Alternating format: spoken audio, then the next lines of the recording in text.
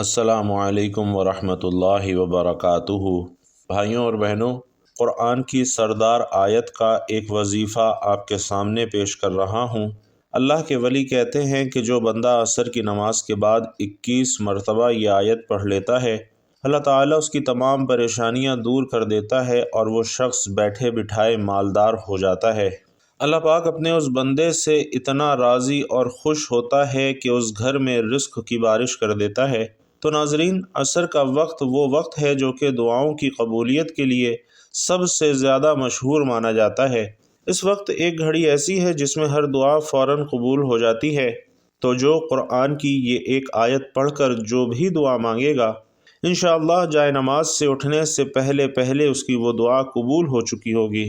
بھائیوں اور بہنوں، ساری کی ساری نمازیں ہی اہم ہیں جن کو اس وقت پر ادا کرنا انتہائی ضروری ہے، لیکن کچھ نمازوں کی فضیلت اور اہمیت ہماری سوچ سے بھی زیادہ ہے، اور انہی میں سے سب سے اہم نماز عصر ہے۔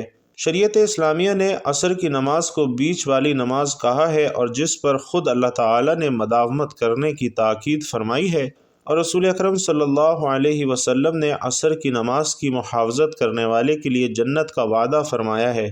صرف یہی نہیں بلکہ اسے ترک کر دینے پر عمل کے برباد ہونے اور نیکیاں ضائع ہونے کی بھی خبر دی ہے۔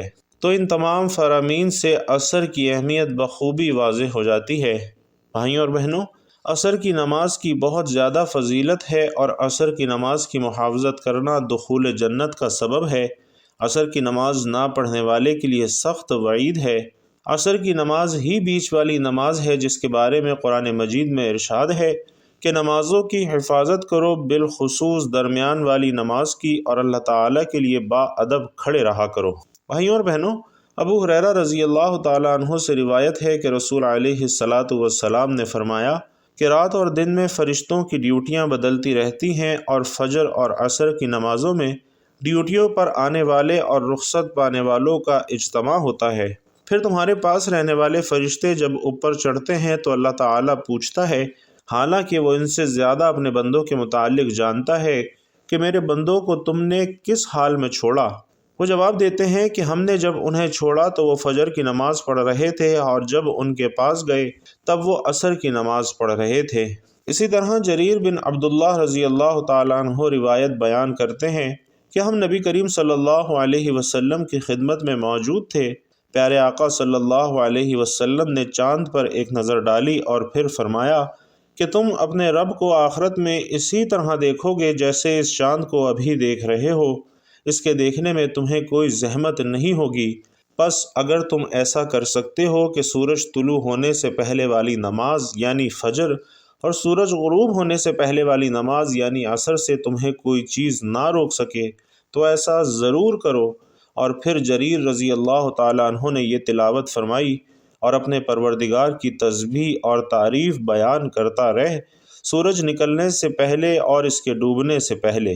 ناظرین، پیارے آقا صلی اللہ علیہ وسلم جب اس دنیا سے رخصت ہونے لگے تو آقا علیہ السلام نے فرمایا کہ نماز کی حفاظت کرنا اور اپنے ماتحت لوگوں کا خیال رکھنا۔ بھائیوں اور بہنوں، یہ آقا علیہ السلام کی آخری وصیت تھی جو آپ نے اپنی امت کو فرمائی، اور اس بات سے بھی نماز کی اہمیت واضح ہوتی ہے کہ موت و حیات کی کشمکش میں بھی آقا علیہ السلام نے نماز کا ذکر کیا اور امت کو نماز کی تلقین کی۔ اسی طریقے سے قرآن و حدیث کی روشنی میں نماز کی اہمیت اور فضیلت کو اگر ہم سمجھیں گے، اور خصوصاً نماز عصر کی اہمیت اور فضیلت اور اسے چھوڑنے کے نقصانات کو سمجھیں گے کہ نماز کی اہمیت قرآن کی روشنی میں سورۃ البقرہ میں یوں بیان ہوئی، اور نماز قائم کرو اور زکوٰۃ دو اور رکوع کرنے والوں کے ساتھ رکوع کرو۔ اسی طرح حضرت عبداللہ بن عمر رضی اللہ تعالیٰ عنہ سے روایت ہے کہ رسول اللہ صلی اللہ علیہ وسلم نے فرمایا کہ اسلام کی بنیاد 5 چیزوں پر قائم کی گئی ہے۔ اول، گواہی دینا کہ اللہ کے سوا کوئی معبود نہیں، اور بے شک حضرت محمد صلی اللہ علیہ وسلم اللہ کے سچے رسول ہیں، اور نماز قائم کرنا اور زکوٰۃ ادا کرنا اور حج کرنا اور رمضان کے روزے رکھنا۔ اور سیدنا جریر بن عبداللہ رضی اللہ تعالیٰ عنہ سے روایت ہے کہ میں نے رسول اللہ صلی اللہ علیہ وسلم کے دست مبارک پر نماز قائم کرنے، زکوٰۃ دینے اور ہر مسلمان کے ساتھ خیر خائی کرنے پر بیعت کی۔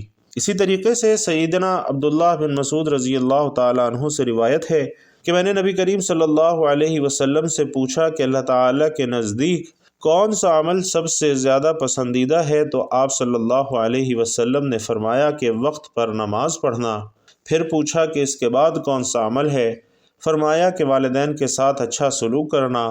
پوچھا اس کے بعد، تو فرمایا کہ اللہ کے راستے میں جہاد کرنا۔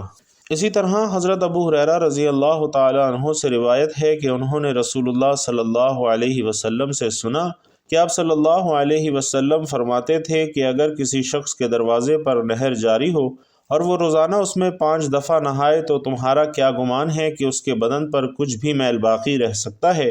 صحابہ نے عرض کی کہ نہیں یا رسول اللہ، اس کے جسم پر ہرگز میل باقی نہیں رہ سکتا۔ تو آپ صلی اللہ علیہ وسلم نے فرمایا یہی حال 5 وقت کی نمازوں کا ہے کہ اللہ پاک ان کے ذریعے سے گناہوں کو مٹا دیتا ہے۔ اسی طرح حضرت جابر رضی اللہ تعالیٰ عنہ سے روایت ہے کہ میں نے رسول اللہ صلی اللہ علیہ وسلم کو یہ فرماتے ہوئے سنا کہ آدمی اور شرک و کفر کے درمیان فاصلہ مٹانے والا عمل نماز چھوڑنا ہے۔ اسی طرح پیارے آقا صلی اللہ علیہ وسلم کا یہ بھی فرمان ہے کہ جس نے نماز کی اچھی طرح حفاظت کی تو یہ اس کے لیے قیامت کے روز نور، دلیل اور نجات ہوگی، اور جس نے اس کی پوری طرح حفاظت نہ کی تو یہ اس کے لیے قیامت کے دن نہ نور ہوگی، نہ دلیل ہوگی، نہ نجات ہوگی، اور ایسا آدمی قارون، فرعون، حامان اور ابی بن خلف کے ساتھ ہوگا۔ اللہ اکبر۔ ناظرین، کتنی بڑی وعید ہے۔ اللہ رب العزت ہم سب کو 5 وقتہ نماز وقت پر ادا کرنے کی توفیق نصیب فرمائے۔ بھائیوں اور بہنوں، اللہ تعالیٰ کی ذات سے کبھی بھی مایوس نہ ہوں، کیونکہ ہر تکلیف اور آزمائش اور خوشی اللہ رب العزت کی طرف سے ہی ہے۔ اسی لیے پریشانیوں اور مصائب کے حل کے لیے اللہ تعالیٰ کی طرف متوجہ ہوں، اللہ تعالیٰ کی طرف توبہ استغفار کے ذریعے بھی متوجہ ہوں، اور اپنے مسائل کا حل بھی اللہ تعالیٰ کے حوالے کر دیجئے۔ اللہ تعالیٰ کو اپنے مسائل کے حل کا وکیل بنا دیجئے، تو انشاءاللہ اللہ تعالیٰ آپ کو کبھی بھی بے آسرا نہیں چھوڑے گا۔ بھائیوں اور بہنوں، یہ حقیقت ہے کہ شیطان انسان کا کھلا دشمن ہے۔ اس کی ہمیشہ یہ کوشش رہتی ہے کہ کسی بھی طرح انسان کو خدا سے دور کر دے۔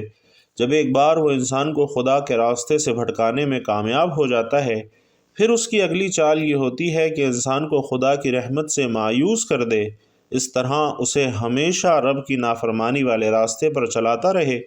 لیکن اللہ تعالیٰ نے انسان کو سب سے زیادہ جس چیز کی امید دلائی ہے ناظرین، وہ اس کی رحمت ہی ہے۔ قرآن مجید اور احادیث مبارکہ میں انسانوں کو مختلف پیرایوں اور انداز میں سب سے زیادہ خدا کی رحمت کی امید دلائی گئی ہے۔ رحمت اللہ تعالیٰ کی صفات میں سے سب سے غالب صفت ہے جس سے اس نے اپنے آپ کو متصف کیا ہے، اور یہ وہ صفت ہے جو کائنات کی ہر چیز پر حاوی ہے۔ پوری کائنات رحمت الہی کا مظہر ہے۔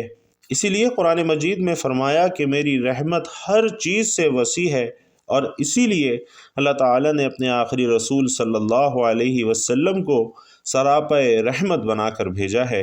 ابوالکلام آزاد لکھتے ہیں کہ قرآن پاک نے خدا کی کسی صفت کو بھی اس کثرت کے ساتھ نہیں دہرایا، اور نہ کوئی مطلب اس درجے اس کے صفات میں نمایاں ہے جس قدر رحمت ہے۔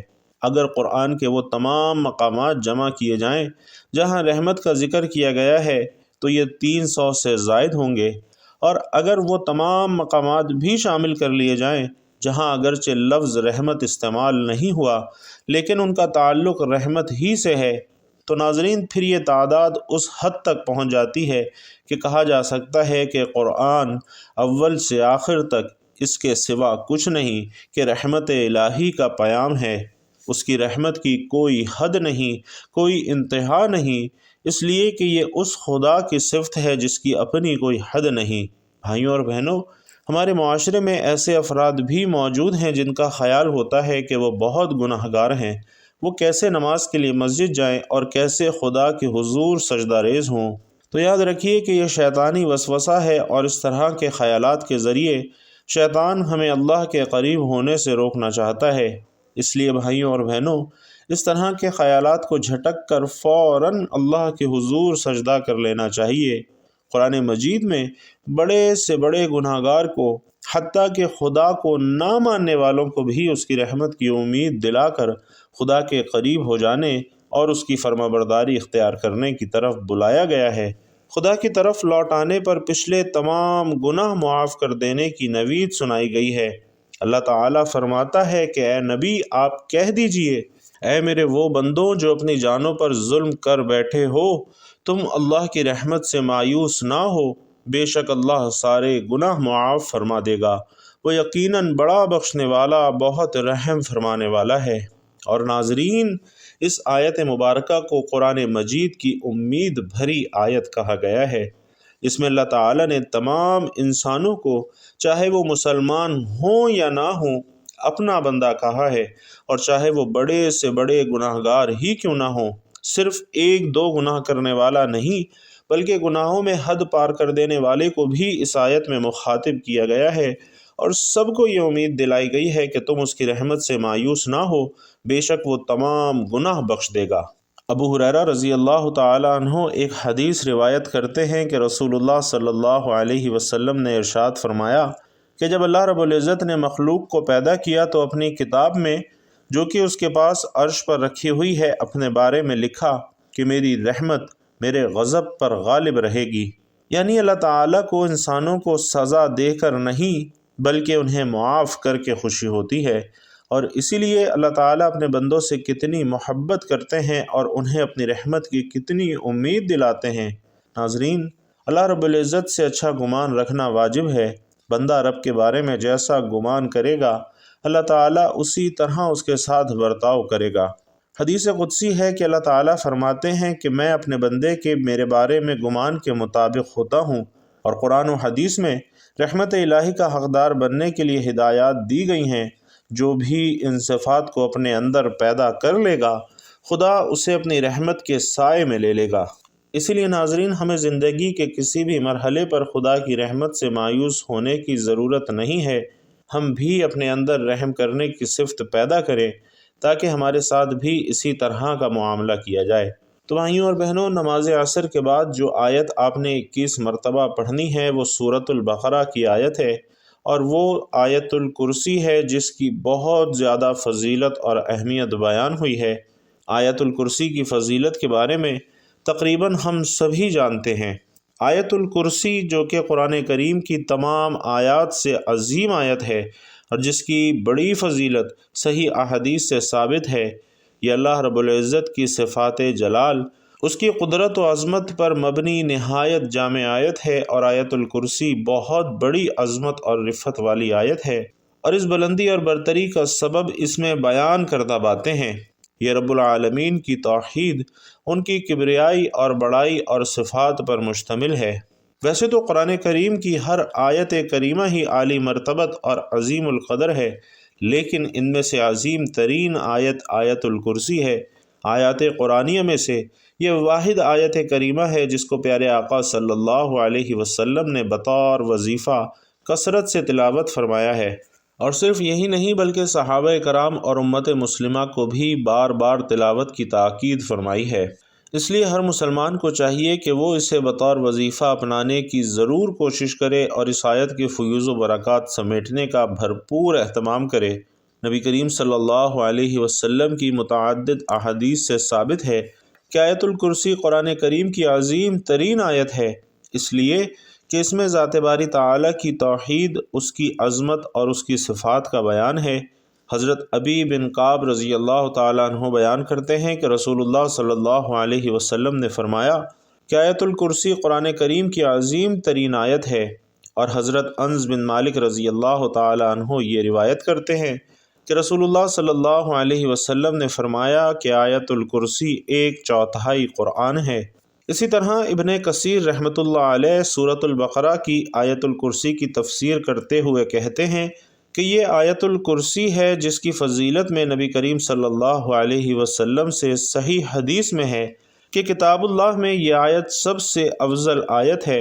اور ابی بن کعب رضی اللہ تعالیٰ عنہ بیان کرتے ہیں کہ نبی کریم صلی اللہ علیہ وسلم نے ان سے سوال کیا کہ کتاب اللہ میں سب سے عظیم آیت کون سی ہے؟ وہ کہنے لگے کہ اللہ اور اس کے رسول صلی اللہ علیہ وسلم کو ہی زیادہ علم ہے۔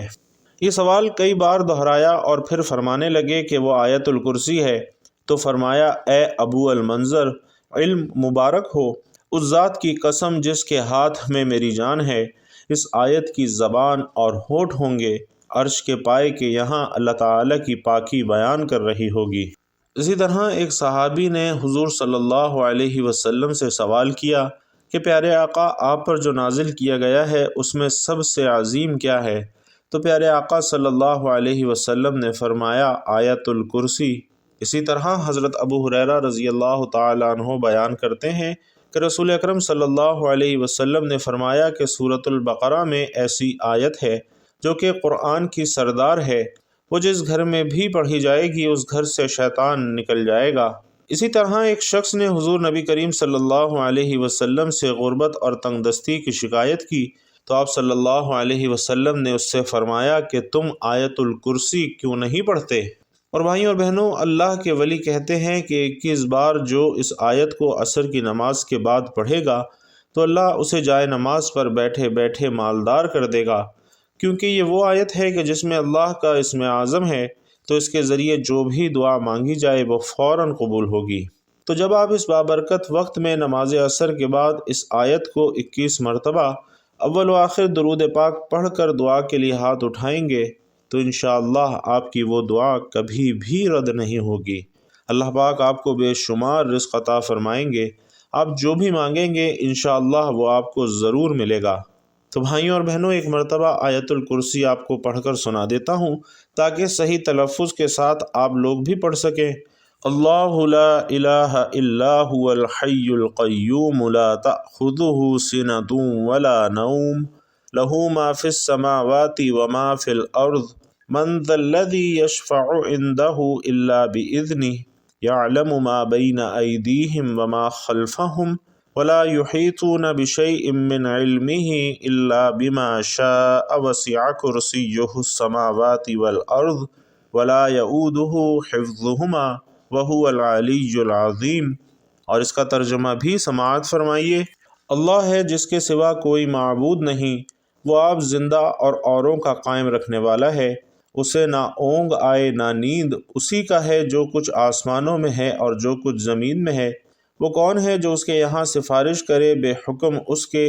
جانتا ہے جو کچھ ان کے آگے ہے اور جو کچھ ان کے پیچھے ہے، اور وہ نہیں پاتے اس کے علم میں سے مگر جتنا وہ چاہے۔ اس کی کرسی میں سمائے ہوئے ہیں آسمان اور زمین، اور اسے بھاری نہیں ان کی نگہبانی، اور وہی ہے بلند بڑائی والا۔ تو ناظرین، یہ تھی سورۃ البقرہ کی آیت الکرسی جسے آپ نے نماز عصر کے بعد 21 مرتبہ پڑھنا ہے۔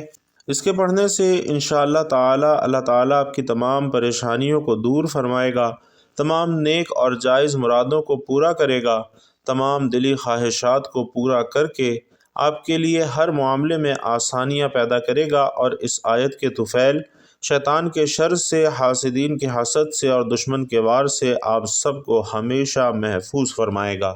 دعا ہے کہ اللہ تعالیٰ میرا سنانا اور آپ کا سننا اپنی بارگاہ میں قبول و منظور فرمائے، ہم سب کو نیکی کی بات سننے، سمجھنے اور اس پر عمل کرنے کی طاقت اور توفیق مرحمت فرمائے، آمین یا رب العالمین۔ بھائیوں اور بہنوں، آخر میں آپ سے گزارش ہے کہ پیارے آقا صلی اللہ علیہ وسلم سے محبت کرنے والے سبھی بھائی بہن کمنٹ باکس میں ایک پیارا اور مختصر سا درود صلی اللہ علیہ وآلہ وسلم کمنٹ باکس میں ضرور لکھتے جائیے گا۔ اللہ تبارک و تعالی آپ سب کا حامی و ناصر ہو، آمین یا رب العالمین۔